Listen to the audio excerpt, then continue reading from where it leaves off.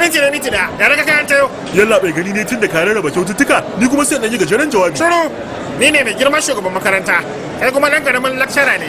Ka tsaya hurumin ka gane? Ka yi rubutu da yawa, ka karanta da kanka, kuma ma da Hausa ka rubuta. Waye zai fahimce ka?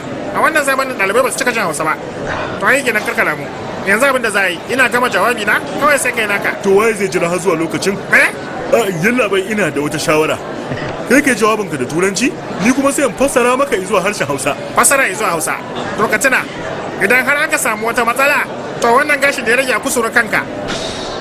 Kai, to ya fara mana. Zan fara yi. Dear students, ya ku mata da maza da duk masu fatan alheri. Yaushe ne magana da yawa haka? Yalla bai na dan maka kuskure ma ne saboda. Abin da kawai na faɗa zaka fassara min kalma da kalma. What to what translation?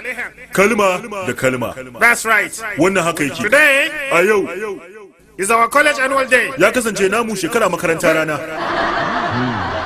You know? Ku? A'a. It's not no, it's no. Shi ba a'a bane, sani ne.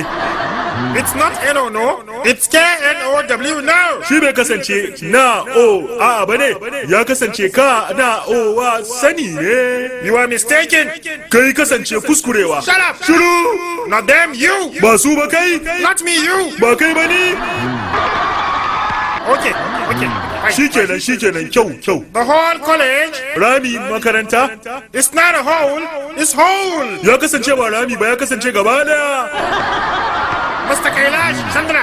Malam Kailash Chandra. Ni kenan. Ku duba yadda cikin kyautatawa shugaban makaranta yake mun magana. The whole college. Ramin makaranta. I am resigning. Kenan ni ne shugaban makaranta tun da ka ji aiki duk da ni ne shugaban makaranta.